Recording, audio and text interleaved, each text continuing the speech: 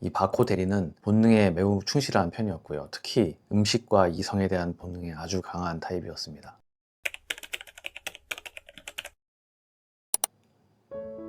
안녕하세요. 7전일기 피터우시입니다. 내 삶의 반경에 있는 사람들 중에 일부러 그런 건 아닌 것 같은데 반복적으로 민폐를 끼친 사람이 있습니다. 애초에 나쁜 의도로 못되게 군 사람들은 그 사람들이 나쁜 거니까 대놓고 미워라도 할 수 있잖아요. 그런데 이런 의도치 않은 민폐 캐릭터는 일부러 그러는 게 아니라서 미워하지도 못하겠더라고요. 그런 민폐는 주기적으로 반복되기 때문에 피해도 지속적이고 또 본인은 인지조차 못하기 때문에 그러지 말라고 해도 잘 고쳐지지 않죠. 우리 주변에 흔하게 발견되는 이런 의도치 않은 민폐 유형의 사람들에 대한 7년 전 저의 일기를 공유합니다.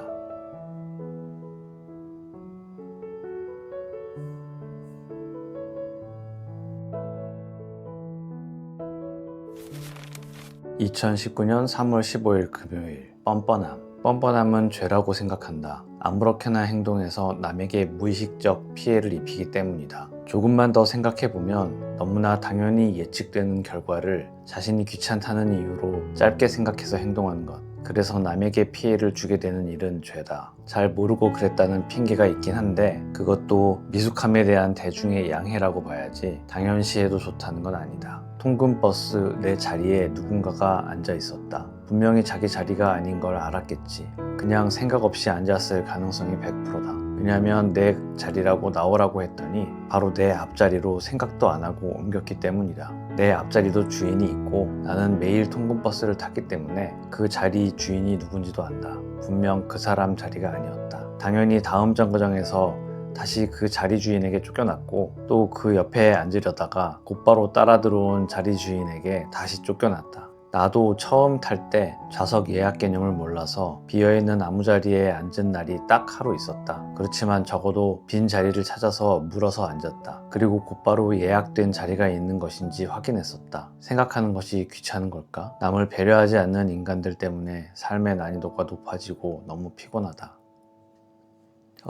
이전 영상에서 한번 말한 적이 있던 통근버스에서 있던 일입니다. 이게 몰라서 남에게 피해를 끼치는 건 한 번이면 이해를 할 수 있고 많이 봐줘도 두 번은 아닐까요? 아니면 조금 시간이 흐른 다음에 저지르는 똑같은 세 번째 실수까지는 그럴 수 있다고 칩시다. 그런데 몰라서 그러는 경우 말고 분명히 눈치가 있으면 알만도 한데 얼굴에 철판을 깔고 모른 척하는 유형이 참 많아지는 것 같지 않나요? 이날 통근버스에 제가 출근하려고 버스에 탔는데 제 자리에 누군가가 앉아 있었던 겁니다. 버스 좌석이 제가 지난번에도 한번 말씀드렸었는데 저희 버스는 그 공항 리무진처럼 좌석이 2대1로 이렇게 배치되어 있는 버스거든요. 제가 그때 이게 1번부터 9번, 10번인가까지 이렇게 있고요. 하나, 둘, 셋, 넷. 제가 한 네 번째 정도 자리 1인석에 예약을 했었습니다. 근데 이제 제가 버스에 이제 딱 올라왔는데 누가 제 자리에 앉아 있는 겁니다. 그래서 제가 이분한테 여기 제 자리라고 비켜달라고 했죠. 그랬더니 이분이 일어나서 바로 앞자리로 딱 옮기는 겁니다. 그분은 잠깐 생각해 봐야 될 것 같은 느낌이 들었는데 그냥 바로 앞자리에 앉더라고요. 한번 누군가가 자기 자리라고 비켜달라고 했으면 최소한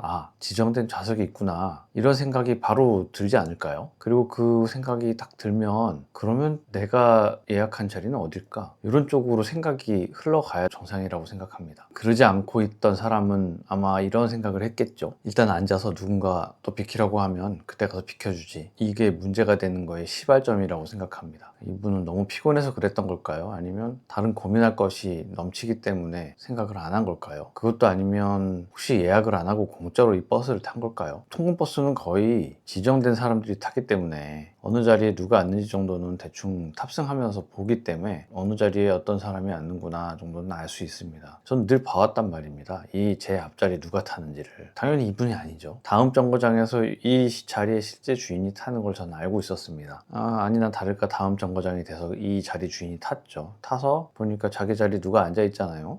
그래서 그분이 제 자리입니다 일어나 주십시오 했어요. 이분은 또 일어나자마자 이 자리에 앉는 겁니다. 근데 그분 뒤따라서 이 자리 주인 또 들어오고 있었던 거죠. 그 정거장에서. 그래서 한 번, 두 번, 세 번 자리를 옮겼어요. 이분은. 도대체 왜 이러는 걸까요?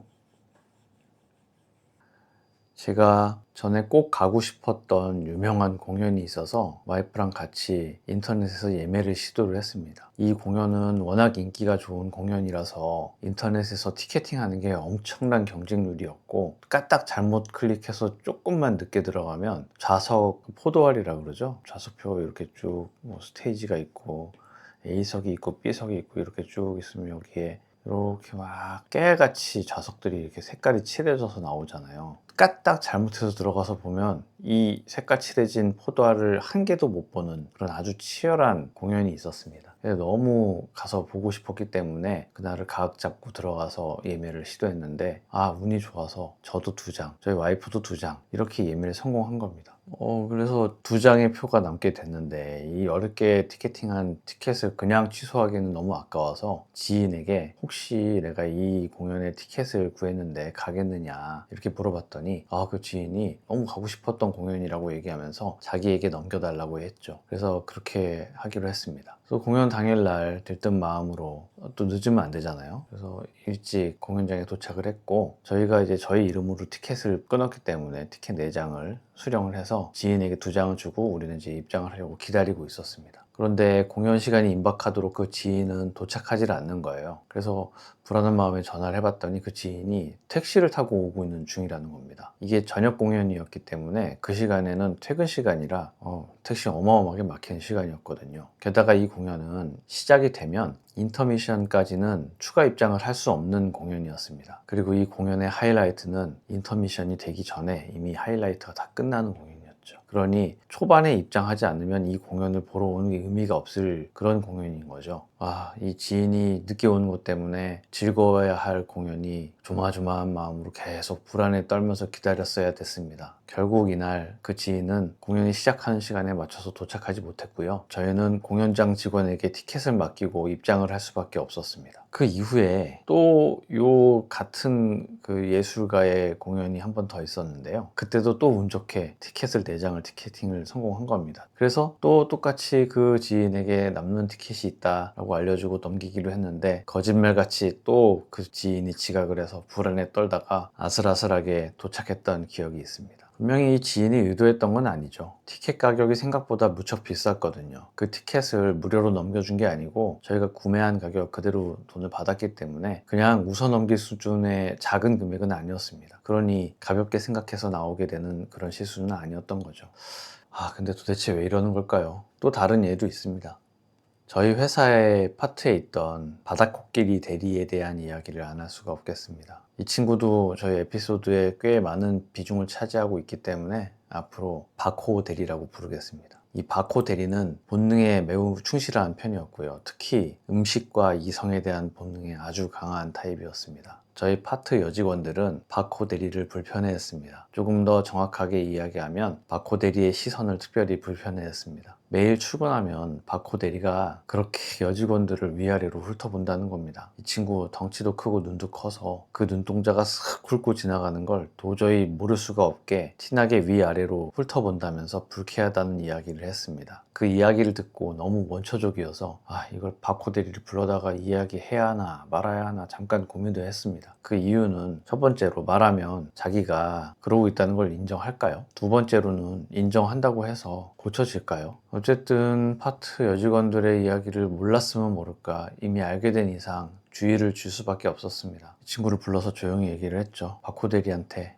이러이러하다 했더니 바코 대리는 역시나 자기는 그런 적이 없다고 했습니다. 예상했던 대로죠. 그래도 앞으로는 조심하라고 하고 이야기는 끝냈습니다. 바코 대리는 고쳐졌을까요? 전혀 달라지지 않았죠. 상황도 조금씩 다르고 발생한 현상도 다르지만 제가 말씀드린 이 3가지 이야기, 버스에서 자기 자리를 전혀 찾지 않았던 1번 케이스, 지인이 티켓팅해서 준 자리를 자기가 지각해서 날려버리고 또 자기에게 선의를 베푼 사람에게 피해를 주게 되는 이 티켓팅 케이스, 3번 바코 대리. 이 3가지 케이스는 공통적인 점이 있습니다. 첫 번째로는 그 사람은 모른다는 겁니다. 자기는 모른다. 그리고 두 번째는 다른 사람에게 피해가 간다는 겁니다. 이 이야기를 들으시면 아마 이런 생각들을 하실 것 같아요. 정말로 몰라서 그런 걸까? 그런 생각들에 대한 제 의견은 알아도 몰랐을 것이다 라는 겁니다. 이게 무슨 뜻이냐면 모두 동일하게 이미 자기가 했던 행동에 대한 결과를 한 번씩은 다 경험을 했고 또 지적도 받았잖아요. 하지만 뇌에 입력되지 않는 겁니다. 그래서 알지만 몰랐을 거라고 말하는 겁니다. 7년 전에는 저는 뻔뻔하면 죄다 이렇게 생각했었습니다. 아무렇게나 행동해서 남에게 무의식적인 피해를 입히기 때문이다. 이건 교정해야 되는 대상이라고 이렇게 생각을 했었었는데요. 근데 지금은 그들의 잘못이 아니다 라고 생각을 바꿨습니다. 앞으로 7년이 지난 후에는 제 생각이 또 바뀔 수도 있지만요. 물론 저도 할 수만 있다면 교정을 하는 게 참 좋겠다라는 생각을 아직도 가지고 있긴 합니다. 근본적인 해결책을 제시하는 건 큰 그림으로 남겨놓고 그렇다고 해서 나에게 오는 의도치 않은 민폐를 그냥 당하고만 있어야 하는가? 저는 그러고 싶지는 않습니다. 그래서 저의 첫 대응 방법은 일상에서 어느 정도 먼 안전거리를 둔 이런 정도의 관계를 유지할 수 있는 거리를 두는 거죠. 그리고 나서도 접점이 생기는 부분은 당연히 있을 수 있거든요. 주기적으로 연락을 하는 지인이라던가 회사에서 만난 동료라던가 그러면 아예 관계를 끊을 수는 없기 때문에 접점이 생기는 부분이 있죠. 이런 경우에는 두 번째 방법으로 대응을 하고 있는데요. 이 사람과 나의 사이에 버퍼를 두는 겁니다. 제가 지인에게 두 번째로 공연 티켓을 주던 날 그날 지인이 아슬아슬하게 공연에 도착했다고 말씀드렸잖아요. 그때 저는 버퍼를 두었었습니다. 공연 시작 시간은 원래 7시 30분이었어요. 근데 저는 지인에게 공연 시간은 7시라고 얘기를 했습니다. 그렇기 때문에 늦어도 6시 30분까지는 와야 된다 이렇게 얘기를 했죠. 사실 1시간 텀이잖아요. 이렇게 버퍼를 둔 겁니다. 결국 지인은 또 지각을 해서 7시 25분에 도착을 했죠. 예상보다 타이트하긴 했지만 어쨌든 버퍼로 30분을 제가 확보했기 때문에 그때 전략은 성공을 거둔 셈이죠. 그때도 물론 조마조마하긴 했습니다. 지금은 이런 식으로 의도치 않은 민폐 캐릭터들에 대해서는 거리를 두고 버퍼를 두면서 그렇게 많은 영향을 받지는 않습니다. 의도치 않은 민폐 캐릭터는 우리 주변에서 어렵지 않게 발견할 수 있죠. 아무리 이야기를 해도 소용이 없으니까 그들에게 에너지를 소모하면서 확 가이드하려고 바꾸려고 하지는 마세요. 그냥 내가 한 발 물러서서 나에게 영향이 적게 미치도록 조절하고 나에게 미칠 수 있는 영향이 무엇일지 생각을 해서 미리 버퍼를 설정하고 방어하도록 하세요. 그러면 그 사람과 나와의 관계에 있어서 내가 손해보는 상황도 줄일 수 있고 손해본다고 하더라도 그 임팩트가 적어져서 감정적으로 내가 속상하거나 그런 상황을 조금 줄일 수 있게 됩니다. 그리고 손해도 보는 빈도수도 적어질 테니까 점점 감정적으로 동요되는 일도 줄어들겠죠. 제가 발견한 이 방법들이 여러분들의 멘탈 케어에 도움이 되었으면 합니다.